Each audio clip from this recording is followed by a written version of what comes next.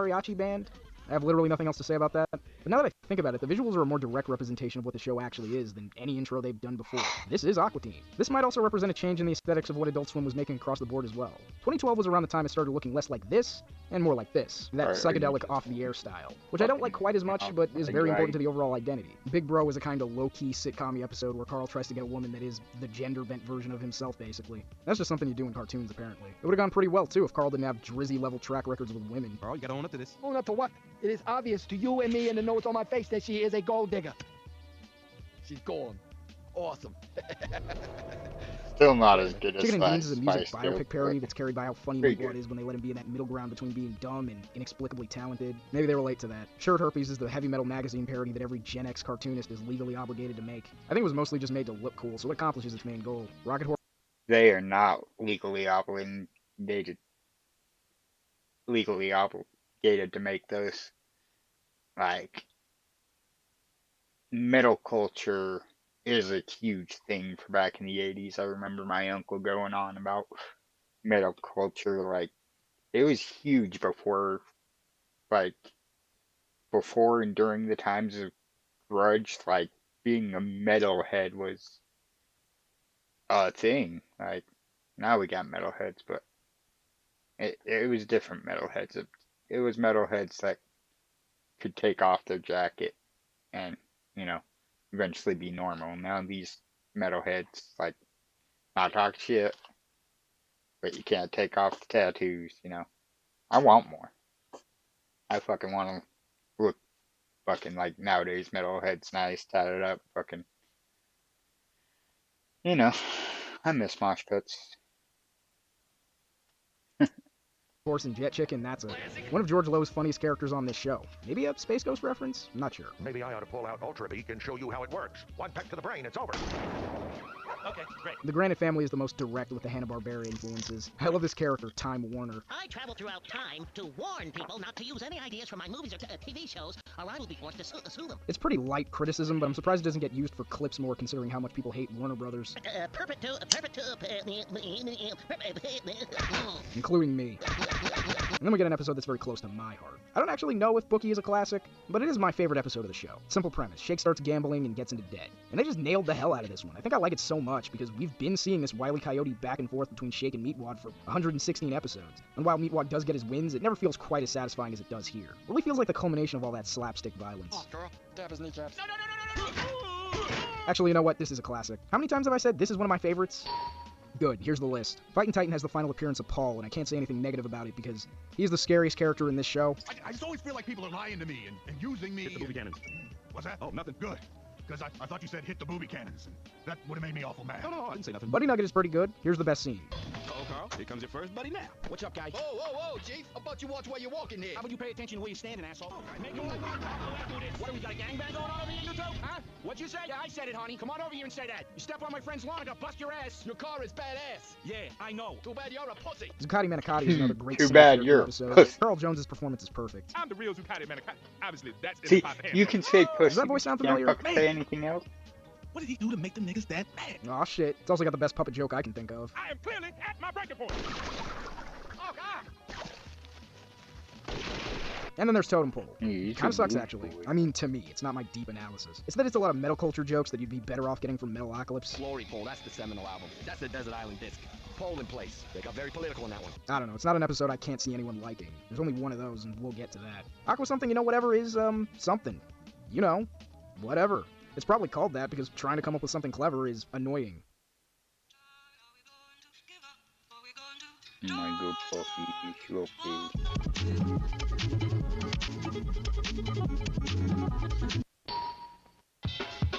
I'll just let this play for a little bit.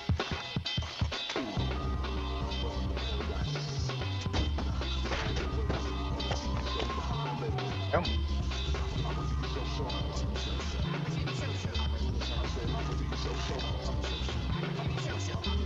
I haven't gotten to them all yet, but let's be honest, this is the best intro. Look at these visuals and characters, the vibe here is perfect. If the point is to make the show look cooler than it really is, this is the one that does that the best. Am I biased? Oh, you fucking bet I am. Flying Lotus is one of my favorite producers, and he made my favorite album of all time. Or at least the one I default to in conversation because nothing has replaced it in my head yet. You know, Emp Lemon? He's one of the many guys I'm ripping off. He uses this song at least once in all his videos, and I know why. It's perfect punctuation for anything you say. Watch. You just said a whole bunch of foreign. Say my name. Name of the game, move the money from your client's pocket into your pocket. Right, but if you can make a client's money at the same time, it's advantageous to everyone, correct? No. Number one rule. I did not hit her. It's not true. It's bullshit. I did not hit her. I did not. Oh, hi, Mark. Oh, hey, Johnny, what's up? I have a problem, please. And yeah, I do think it's better than the original. Fight me, nigga. It's the only one I never hit the skip button on. In fact, it's too good. Because the season it belongs to, while I don't think Aqua Teen has a truly consistently bad season, this is probably the weakest. It has a couple of classic episodes, Muscles, Frida, Storage Zebra stick out to me. It's mostly just stuff I don't even feel like talking about. Like, the duties and Merlot are fine, but I don't have anything to say about them. Working stiffs, I like the mob stuff at the end. I don't even know what Skins is. Piranha Germs is kind of just Hypno Germs, but not as good. It's not that they're unwatchable, they just only maybe have one or two good scenes each. I like Space Caduce, it's novel just as a throwback to Space Kataz. But I also think it makes a good argument for why Space Kataz didn't really need to be its own show. As much as I like Emery and Oglethorpe, and Ignignok, they work better as foils for the main characters than each other. Like I said, it does have a few strong episodes. Muscles is a steroid joke about Shake drinking supplements and turning into Chris Benoit. Frida has Frylock literally make Shake a robot girlfriend, and even AI can't machine learn a way to deal with him. I am sick of him. No, please don't say that. You can make a Chris Benoit joke. Give it time, let him grow. No. I'm You can't make a rape and joke? if you make me go back with him, I will walk right into a power grid. I'm serious. Just put that robot chicken clip in. It's a revolution in robotic longevity. Yes? Can you fuck it? Excuse me. Can you fuck it? No. Maybe that should be a lesson to some of y'all robot sex futurists. Even if she was made for you, you would still be you. Storage Zeebles is far and away the best episode of the season. It's a neat little Smurfs parody. Carl buys a storage unit that happens to be a gateway to a magical kingdom of friendly, peaceful, indigenous persons. So naturally he does the right thing and builds inroads with the locals by stripping the land of its natural resources. I'll take all of them. But the blister berries, we eat them to survive. Oh, that's too bad. I guess you're gonna have to switch to monkey corn meat. No, come on, man. We're vegan. If I'm being honest, most of this season is mid at worst except for one episode. The one I am going to call the worst episode of Aqua Teen Hunger Force, and that is Banana Planet. Banana Planet does not have a comedic premise. I think that one right before was the stupidest one, but sure. This is what people who hate this show think every episode is like, and it's just kind of trash, dog. Your ass is not red. Wait, no, you don't understand.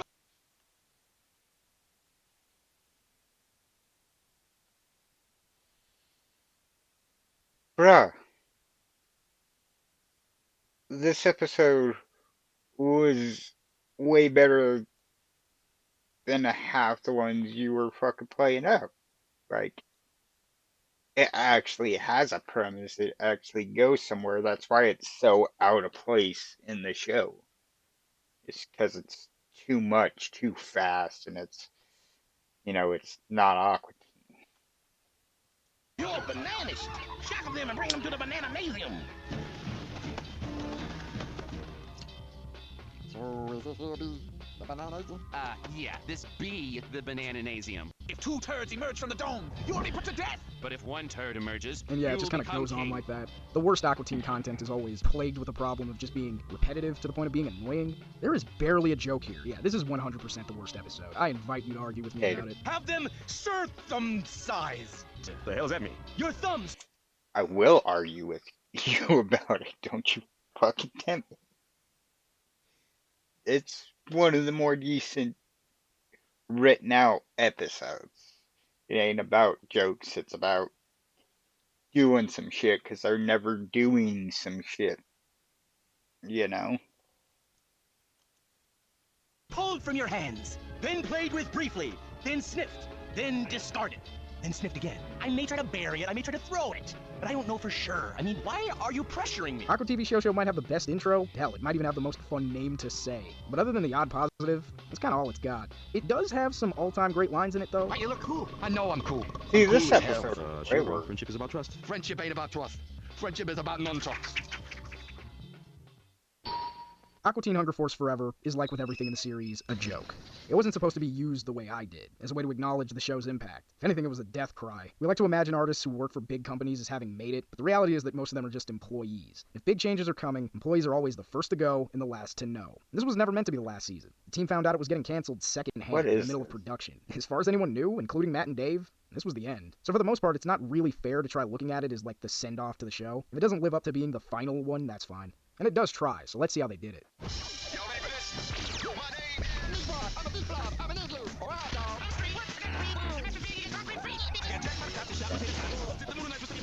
The intro is, pretty cool. As a joke about how this canceled show will never be canceled, it's definitely really funny. Obviously, it's anime-inspired, and I think that says something about how the idea of what cool is changed between 2001 and 2015. I like that we get these versions of so many Aqua Teen Hunger Force characters, and I like that the main... Exactly. Like, the earlier episodes, it wasn't cool to be a nerd. It was cool to be fucking funny, edgy dude.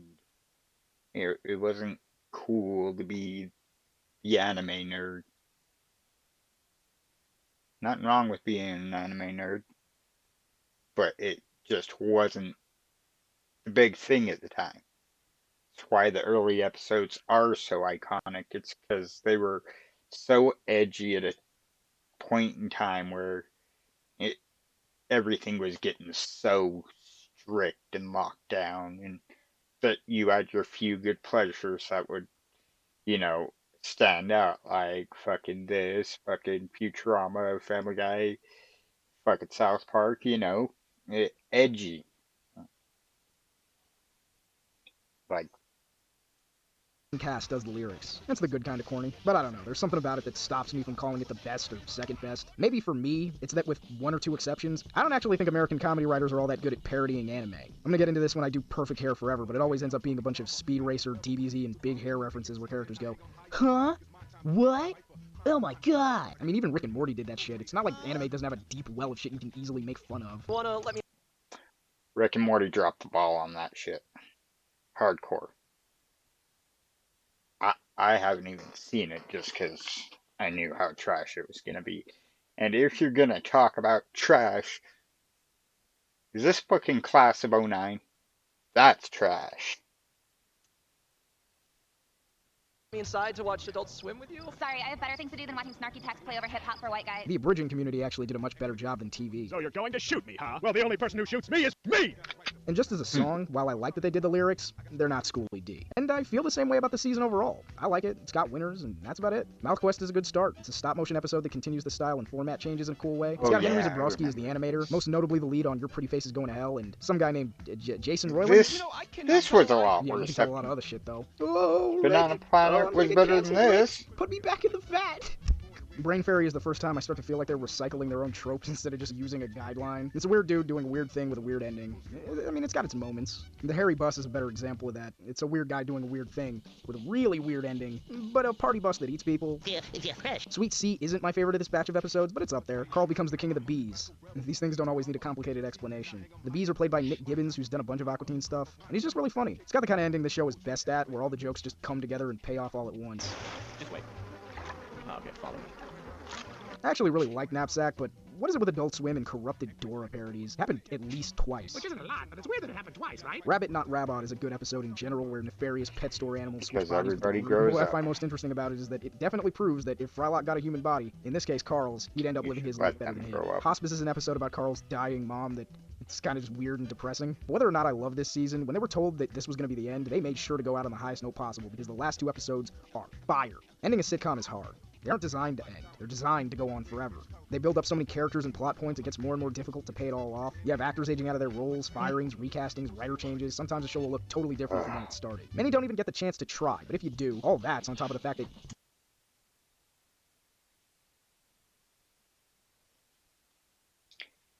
that was the perfect ending to any show.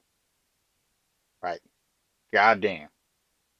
Just that picture alone, that one film alone, can strike somebody's heartstring out there. Like, bet. You are a comedy writer, and you can't just end it on a joke. People get emotionally attached to these characters. They want to see them get the best ending.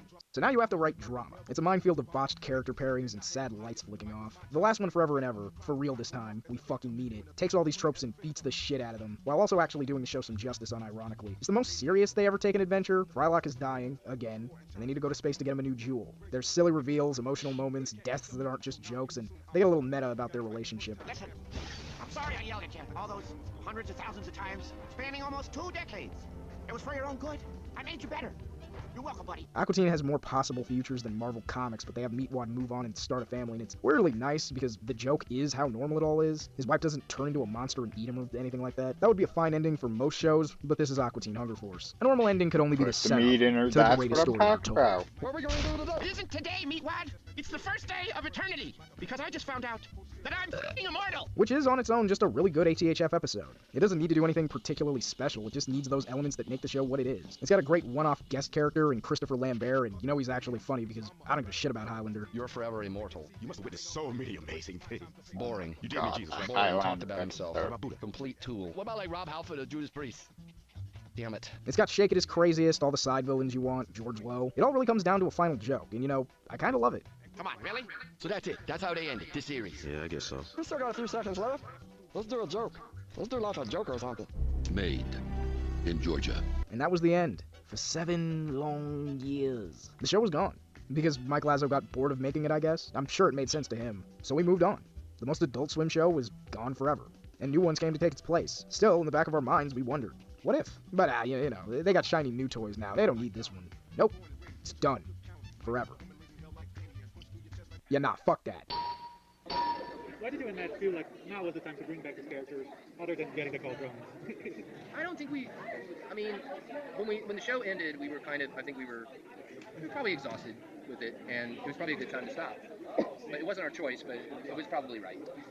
But being away from it for 6 or 7 years, like I think we, it'd probably be like the coolest thing I've ever been a part of, in a way. And Definitely have it. We had sort of this magical voice cast, and Matt and I have a chemistry when we're writing and stuff, and when they asked us to come back to it, it was really fun, It's like we snapped right back just like it was yesterday, It was great. I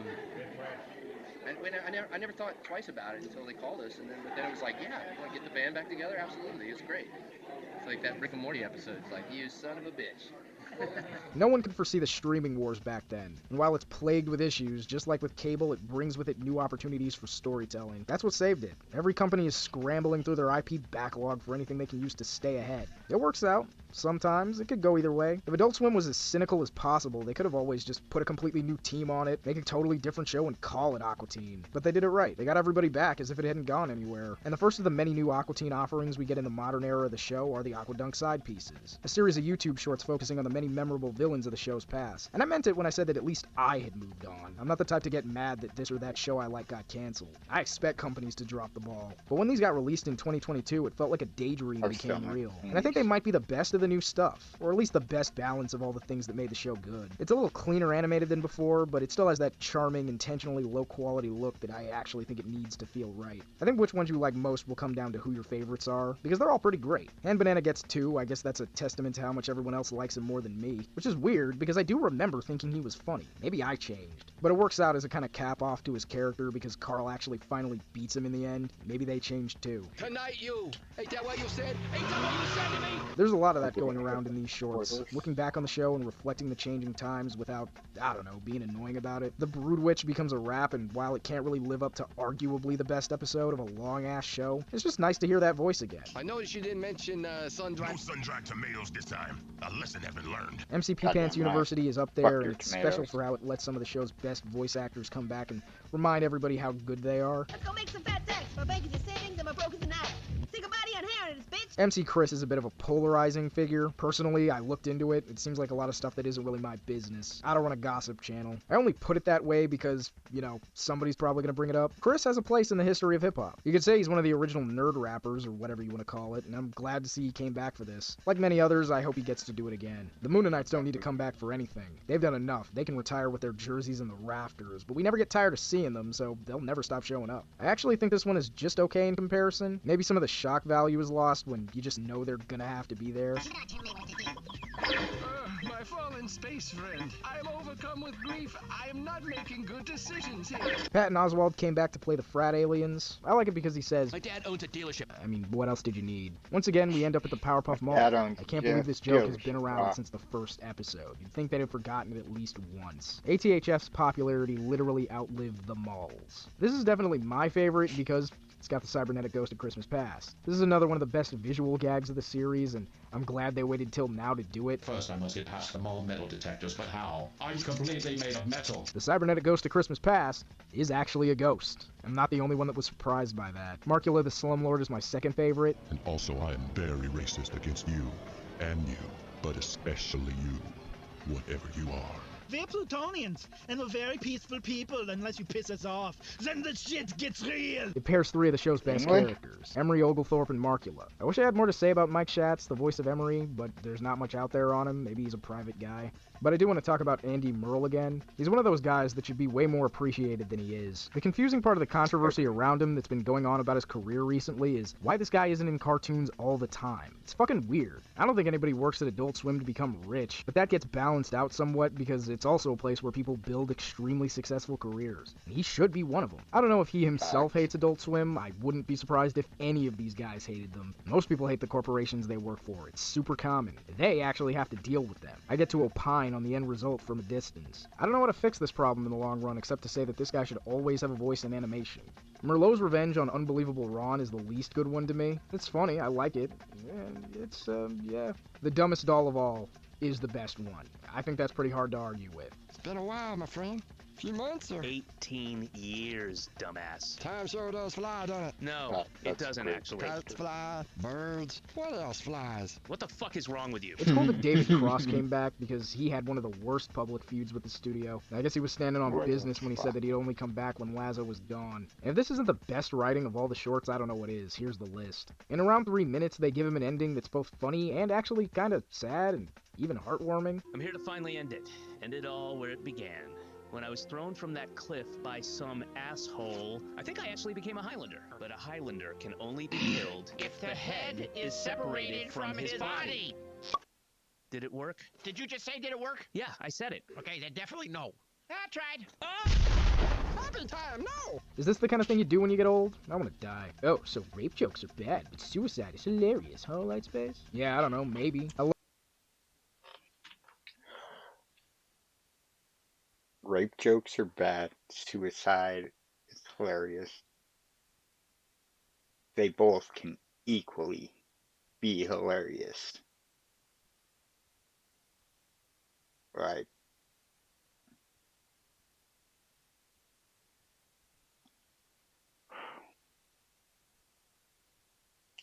You can make rape jokes. It's okay. You can make suicide jokes. It's okay. We all go through it. That's why we make those jokes, is to show people it's okay. It's not your fault that it happened to you. That was somebody else. That's on somebody else, and we should fucking hold it upon that somebody else. Like, goddamn. Shit can be funny. I love this candle. I'm just a candle. We got us a warm relationship, me and him. Cause his head is on fire? Yeah, my head hurts. It's on fire. And this joke about the exploding floor, well, you know. Why does your floor make stuff blow up? I'm with you on that. I've never understood that. See, look here. No, you wanted the remote. Damn it. The TV. And now watch when I do it. Go for it. It's not gonna work. I'm a Highlander too, bitch. Fun fact, I decided to blow something up in all my videos at least once because of this show. Watch out for that. Be sure to complain about it if I forget. You know, just because you were good at something doesn't mean you will be forever. People change. They forget how to do things. That totally could have happened to Matt and Dave. These shorts prove that they could still write these guys like they never went anywhere, and it's a great place to start all the new stuff. These are the most accessible of anything I've talked about so far. Making fun of people who are richer than you. That's funny, the better it looks. But they found the perfect balance here. I guess Markula is just a staple now. I didn't think we'd see him in this show, and while he'd only be ruined if they made him a nice guy, it's the first time they ever feel like friends. I'm glad that people are less racist towards them now. Progress? The oppression of cartoon peoples has gone on long enough. People still act like Roger Rabbit solved racism and everything's great now. Call him Franklin French Frylock. That's his Christian name. Call him that. Oh, he hates it. Franklin French Frylock? Must really suck to live in a state no one ever has anything nice to say about.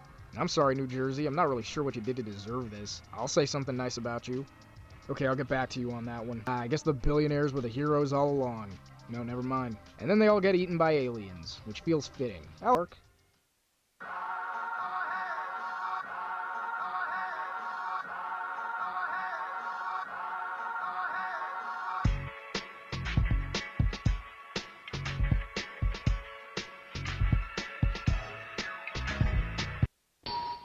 And here we are, the newest season of AT. You see why I'm trying to ground things here? That is a lot of build-up. This video would have the perfect ending if I could say it either rises from the ashes like a phoenix, or faceplants so hard into the pavement it leaves a meat-shaped hole in the ground. But maybe it's fitting that Season 12 is just exactly what it needs to be. It's ATHF, a genuine article. It's not the best season. That shit would be stupid. And for the record, I'd say Season 5 is the best. If this is Warner Brothers testing the water, they've been tested. Give this show all the money you're not spending on shows people will never forgive you for canceling, and bring it back for real. I'm not gonna go over these episodes because I want you to watch them without the new jokes getting spoiled. Anubis is my favorite. Get Lit Upon a Sit Upon is my least. Here's the list. I've made my point. I can't explain the mix of elements that makes this all work better than I have. If you're still watching this, it's either because you know me, what's up guys, you're an Adult Swim fan who needs something to get high to, or you just want somebody to explain a weird thing to you for an hour. You're smart, you get it. Why is Aqua Teen Hunger Force forever? That's the question I so pretentiously... Yeah, dude. Like, I'm a fan that needed something to get high to. And it was an amazing video. I'm sorry I sped it up. It just needed a faster pace for me. I'm sorry. It was good.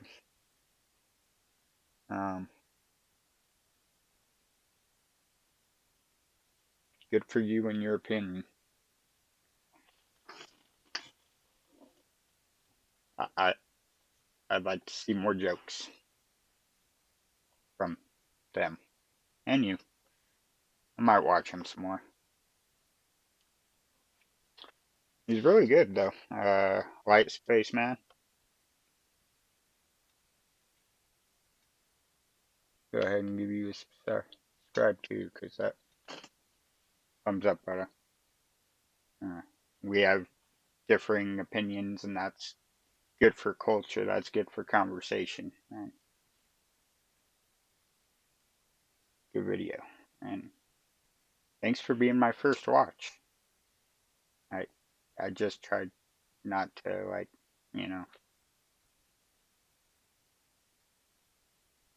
have nothing to say about it, because that'd be dumb. I want to be able to add to your video too. It was a great video. Like,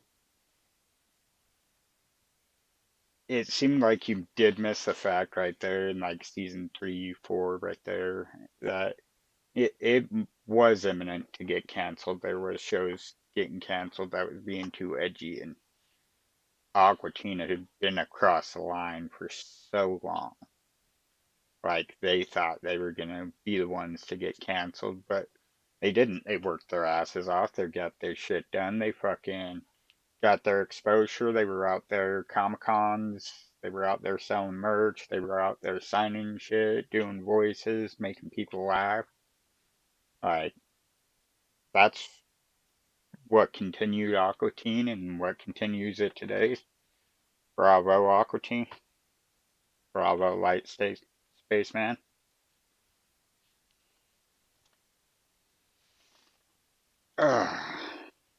Well,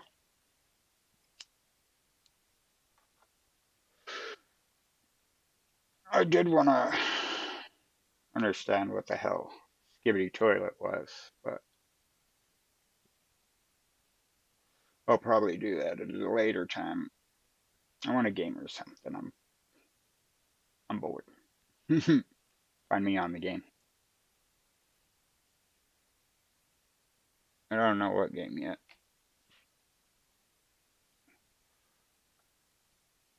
Bravo.